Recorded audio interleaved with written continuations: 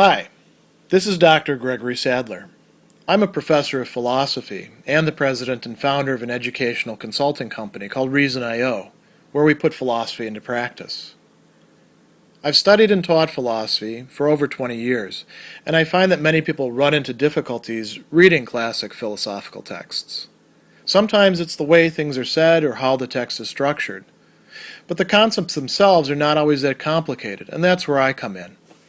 To help students and lifelong learners, I've been producing longer lecture videos and posting them to YouTube. Many viewers say they find them useful. What you're currently watching is part of a new series of shorter videos, each of them focused on one core concept from an important philosophical text. I hope you find it useful as well. In much of Chapter 6 and the beginning of Chapter 7 of his work on moral virtue, Plutarch is going to be drawing an important contrast between two different states of the human being, one of which is virtuous and the other of which we can say is not virtue itself, but at least on the way to virtue or along the lines of virtue.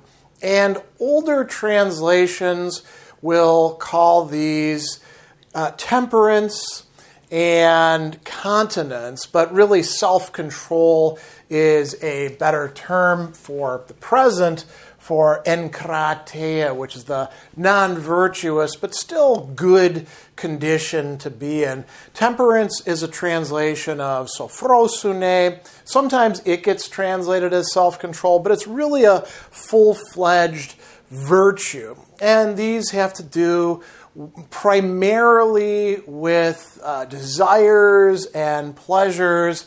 Self-control can be used with other virtues as well. For instance, keeping control over one's feelings of anger or other things along those lines. Forcing oneself to be brave even though you aren't actually courageous. But the contrast that Plutarch is going to draw here is using temperance. And that's pretty typical in ancient virtue ethics, particularly Platonist and Aristotelian virtue ethics. So what is the difference between these two? Plutarch says that, we've got a rational part to our soul, reason, and then we have an irrational part that's kind of complex.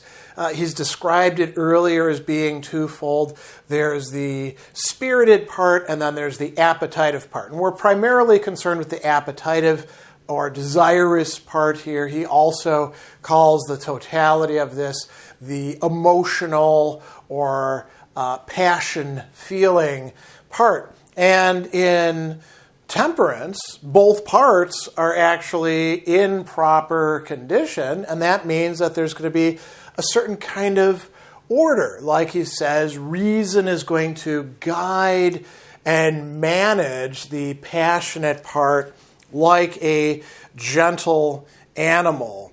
And so, there's a nice sort of, we could call it metaphor here that he's going to use. He says temperance belongs to the sphere where reason guides and manages, like a gentle animal, obedient to the reins, making it yielding in its desires and willingly receptive of moderation and propriety. So metrion and euschemon, being in the right, we might say, condition or arrangement.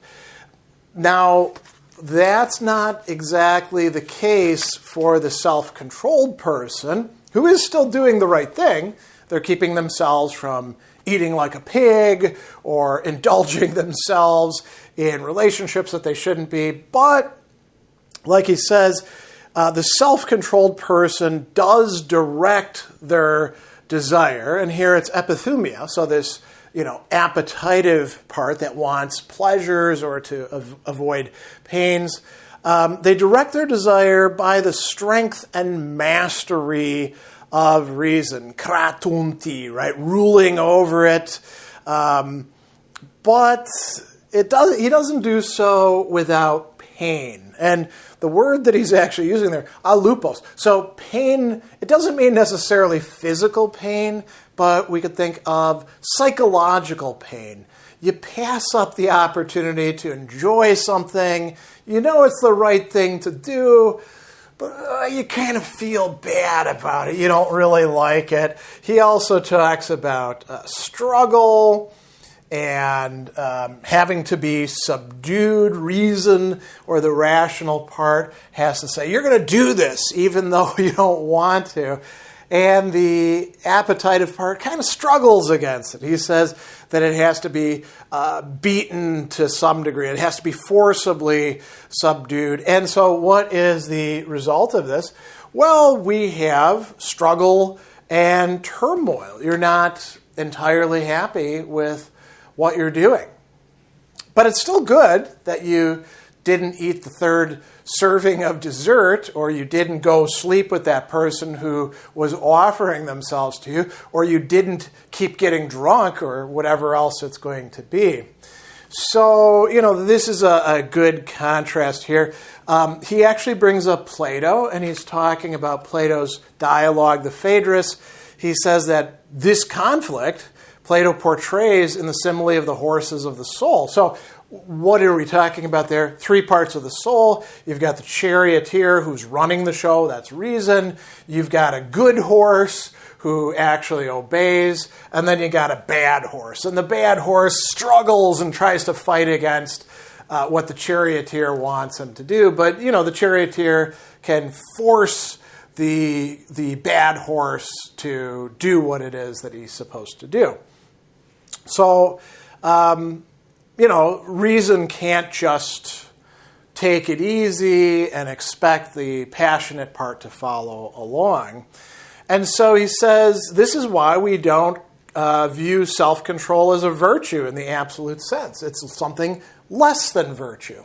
It's still a good state, but it is not what the virtue is, which is, as he says, a mean, a mesotes, a in-between state produced by a harmonization, a harmony of the worse with the better, the irrational part with the rational part, and the excess of passion has been eliminated or removed, taken away, and the desiderative, the appetitive part of the soul has become obedient and compliant to the rational part of the soul. That's why there's no real conflict there. When it gets orders, it is willing to follow the orders. Coming back to self-control, it's not a mean, it's not a middle position, because you don't have that harmony going on. You've got conflict. And he says that the desire is both pained and causes pain, or we could say distressed and causes distress. Both of those are decent translations of lupain and lupus thigh, which is the verb that's being used there. And he goes on and says that it's confined by compulsion. And he uses kind of a political metaphor here. He says it's living with reason, but it lives as in a state of rebellion against it. Stasis. This is a term that comes from ancient Greek political theory, and it means something like civil discord, breakdown within a society. So it's rebellious, and it's even hostile to the rational part, but it will obey it, right? So it's not great. He says that it's deus menes, it complains, we could say, and polemio, and it's kind of an enemy to the thing that it's living with. And so he says the soul of the self-controlled person is lacking consistency on omolian, and it has difference or conflict, diaphoron, within it. So, it's tough to live that way. Jumping ahead, because he's got a lot of discussion of the sort of correlatives of these: intemperance and lack of self-control. Coming back to the discussion that he has a little bit later in here, he's going to say that what the temperate person actually gets to enjoy is serenity on all occasions, freedom from violent changes, and then what he calls sanity or health, huguean, by which the irrational, he says, is harmonized with and blended with. And the word there, the blending, is something we would use for like wine or other things that are brought together with the rational part. So you have an integration of the personality or the soul going on there. By contrast, we don't have that with the self-controlled person. They're not enjoying serenity. In fact, they're not even free of remorse or, feeling bad about stuff. And the remorse might be, why did I pass up that opportunity? And you can say, well, because I would have been stupid to follow it, but I still kind of wish that I had. It's not free of pain, being distressed about things, or even, as he's going to call it, it's translated here as indignation, but I think another great translation for it would be frustration. It's coming from the Greek term to anagnaktun, and this is part of the anger vocabulary that gets used within ancient Greek writing pretty broadly as sort of a synonym for getting upset over things, right? So the self-controlled person wonders, why can't I have this stuff, right? The temperate person is like, well, of course I can't have this stuff. That wouldn't be good for me. And the passionate part are willing to go along with that. He's going to finish up by talking about the desires and how they actually are. So in temperance, the desires are, as he's going to say, sympathetic, meaning that they feel the same way as reason does. And it's an interesting thing to say here, right? Homopathe, because technically speaking, the rational part doesn't have the pathe, but maybe it's being used figuratively here. It's also obedient, hupokoia, and phila. It's friendly to the rational part. And this is the very interesting thing that he says. It cooperates with we could translate it here as courses of action or practical choices. So Plutarch here uses a really important Greek term, and he's using it in the plural, proeresin, which means something like choice or commitment or selection, deciding which way you're going to go. So the passions cooperate with, they agree with what it is that the person, the rational person, decides to do. Not the case entirely with self-control. They will go along with what the person chooses, but the desires are still, as he says, excessive, sfodra. They're too strong, right? They're actually raging. They're furious in their movements, their kineses, their changes, we could say, of the person.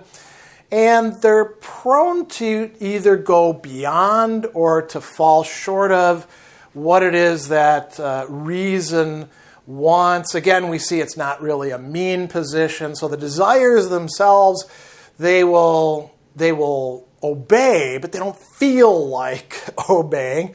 And they're prone to misbehave. And if you lose focus, you lose sight of what you're doing, well, then you could lose that self-control. The last thing that I want to say here is you might be wondering, if you're reading this, and you know that Plutarch has embraced a tripartite Platonic moral psychology where we have the rational part and then the irrational part is divided into a lower part, the desirous part, and then a middle, still irrational but amenable to reason part called thumos. You might say, well, how does that figure in here? Well, it just so happens that, so the thumos is the part with which we get angry, and we can get angry against our own selves or parts of ourselves. It's interesting because Plutarch uses some anger language, as we've already pointed out, but also language that is the opposite of or denotes a properly managed anger, praus and praotes. He used that to talk about gentle animals being led. So the thumos itself is perhaps being led in the right way. It's been calmed by reason, and then it can help the appetites. But he also talks about the person being praus as well. So, within the self-controlled person, there's this potential for getting kind of riled up and angry. Even though they can keep it in check, the emotions are still there. Whereas for the temperate person, anger seems to be harnessed, or the part of ourselves that gets angry, it's harnessed to keep the lower parts in line. So, big difference between temperance and just self-control.